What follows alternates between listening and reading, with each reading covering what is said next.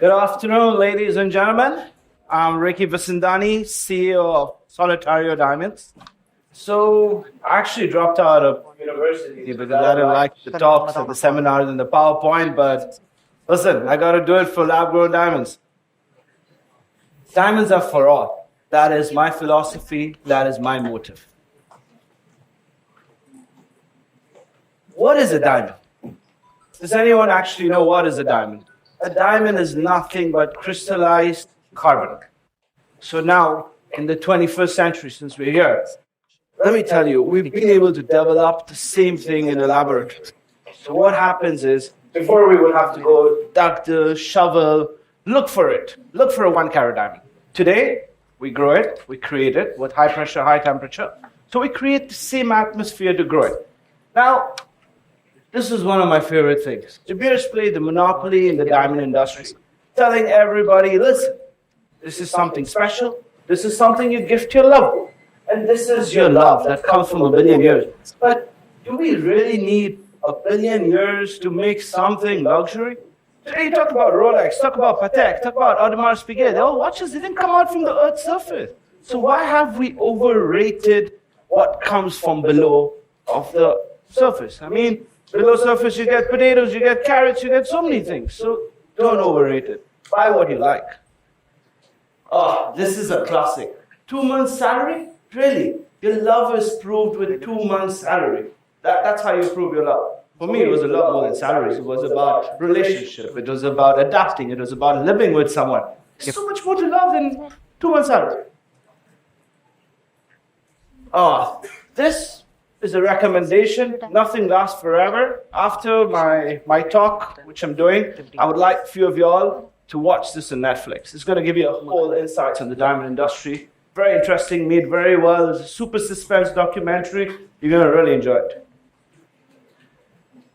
So I'll tell you, in my journey of lab grown, I faced one big hurdle. And you know what it was? Look at this, ladies and gentlemen. IGI, the biggest laboratory that certifies and tells you, listen, this is a diamond, this is a lab-grown diamond. Laboratory-grown diamond jewelry report. What does it say? May contain natural diamonds. Do we know what we're buying today? I mean, I'm giving a lab-grown piece telling them, can you certify it for me? And they certify it with this. May contain natural diamonds. The diamond industry is going through trouble. The diamond industry does not even know up to an extent what's the difference between both. Lab-grown diamond and natural diamond are undistinguishable to a naked eye. We can see the difference with machineries that we're developing, but it's not yet developed. So before you do your next purchase, think about it. I don't want any of y'all to come down 10 years down the line and say, I wasn't informed. The diamond industry has changed. 21st century has come, and we are there for a revolution.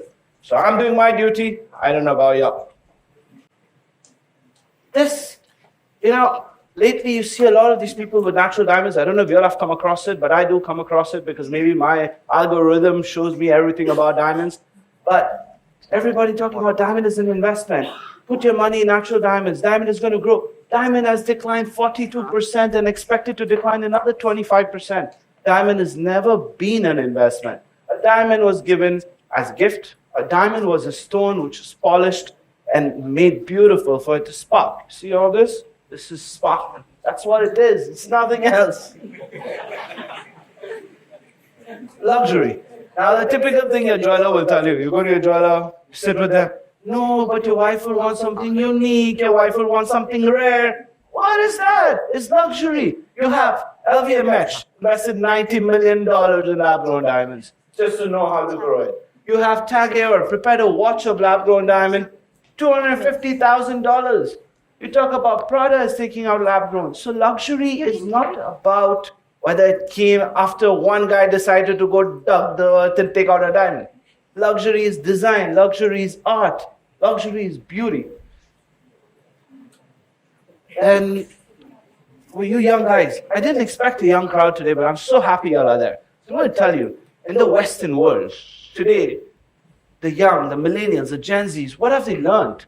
Let's propose and enjoy the experience. You know, when I had to propose, my wife is sitting over here.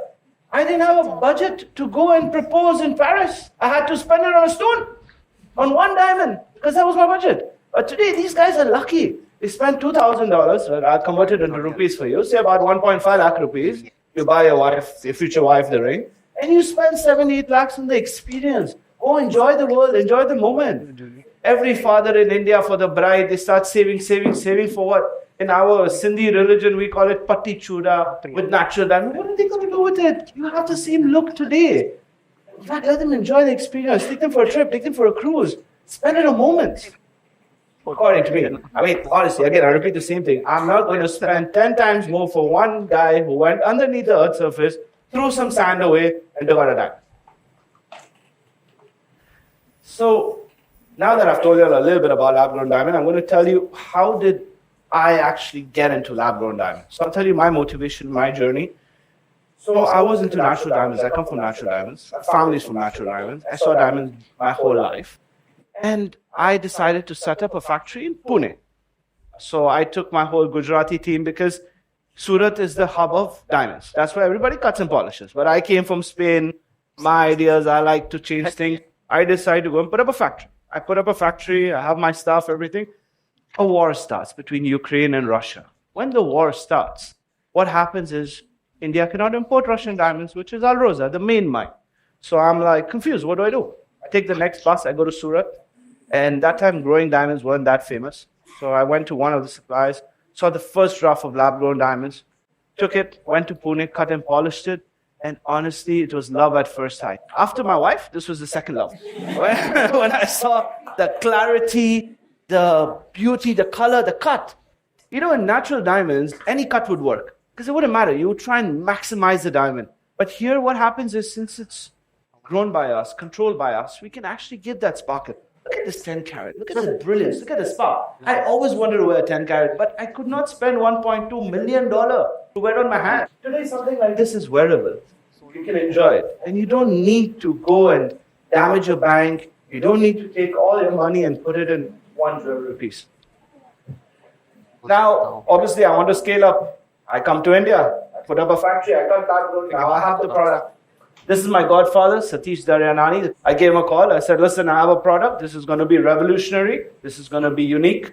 And let's do a big investment. So we start entering the retail market of India. We started in Pune in Pavilion Store.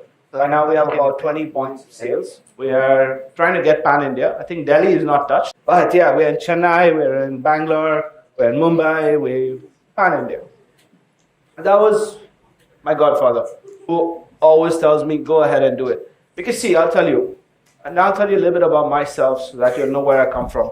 So I've always played against the odds. Whatever the market doesn't want, Ricky gets into that. So when I started in Spain, I was in the tourist area, Canary Islands. So everybody would come to tourist area and buy perfume, sunglasses, luxury stuff. And I was the one to say, no, I'm going to get sports in here. So I went to Adidas, I went to Puma, I went to Reebok, signed in with them, and started selling sneakers in a tourist area. See, it's not normal that somebody goes for a holiday and the first thing they want to go buy is sports equipment. But you know what? Did good business, but it was very small for me. I wanted to grow bigger. Next thing I did was go to mainland Spain. Spanish people are very much like Indian, very reserved. So I don't go to the tourist area to open Indian restaurants. I go to the main traditional cities where people don't even know what's a naan. I learned how to make my naan, I learned how to make my biryani, and went and taught them how you actually take the naan and the sabzi and you eat it. So I've always gone to markets where challenge is open.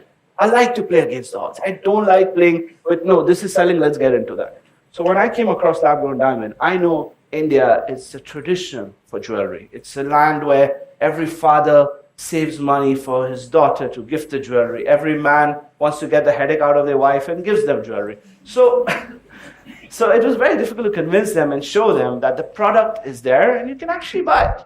So that's a little bit about me. I would say I've been born with a lot of luck. So I started Solitario, natural diamond goes away, I get lab-grown diamonds. I enter the retail market, I get my godfathers, I get my investments, so I don't need to go and raise funds like how people do nowadays. It's all about raising money, I don't need to do that. Then I go for an award ceremony. When I go over there, the person sitting next to me, Vivek Oberoi. I'm so excited. I'm like, yeah, I'm with a celebrity. I tell him, this is my product, this is what I'm doing. I was amazed at how amazed he was with the product. He was like, wow, This is nice, it's revolutionary. Now we're talking about a celebrity. A celebrity who can buy diamonds, he can afford it perfectly. But he loved this project so much that he said, you know what, Ricky, call me, let's meet in Dubai, and I'm going to co-found this with you. By then we only had 2 shops. Then I flew to Dubai, and that's how we opened up our Dubai unit. So Emaar also. Emaar, I'll explain to you. Emaar is something that it's everybody's dream to enter an Emaar shopping center, because Emaar only controls luxury brands. So being a 1.5-year brand, I was able to enter Emaar in a 2,500 square feet and actually portray my brand on the Burj Khalifa. After Bulgari is a jewelry industry. After Bulgari, Solitario goes on the Burj Khalifa. But why does it go on the Burj Khalifa? If today I was selling t-shirts or I was selling whatever common item, I wouldn't be there. It's because the revolution has started.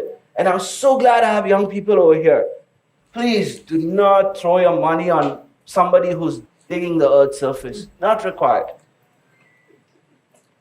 Diamonds are not for king and queens and the Ambanis, man. We all have watched the Ambani's wedding. I'm sure all of you all have seen it because I watched it. I mean, I'm on my reel and I'm seeing it and I'm seeing Ambani's wedding, Ambani's wedding, Ambani's wedding. Look at the stones they wear. Look at the diamonds they wear. I'm not saying we wear 52 carat, but 5-6 carat. Let's not wear those small diamonds that you need a loop to see. You know what? Enjoy the luxury of diamond. Diamond is powerful. The size of a diamond makes and consists of a diamond. All I can tell my government is thank you. Because all the jewelers, there's no value, there's no this. The Prime Minister of India gives the First Lady of the United States of America a 7.5 carat lab-grown diamond, and we're questioning whether it has value? Prime Minister gives it to the First Lady, and we question ourselves, does this have value? Should I buy it? Should I not? What is that? Prime Minister, First Lady, think about it. Go back and think. I mean, and I'm talking to all the diamond lovers. I'm sure there must be few who don't love diamond. This conversation not for you, I'm sorry. But for the diamond lovers, please keep that in mind. There's a lot of diamonds in the world. There's nothing rare. If you want a 1-2 carat, you can connect with me or don't connect with me. Just go to BKC and you have a big line of natural diamonds. So there's nothing exclusive about it. Diamonds are not rare. Diamonds are for all. Thank you very much.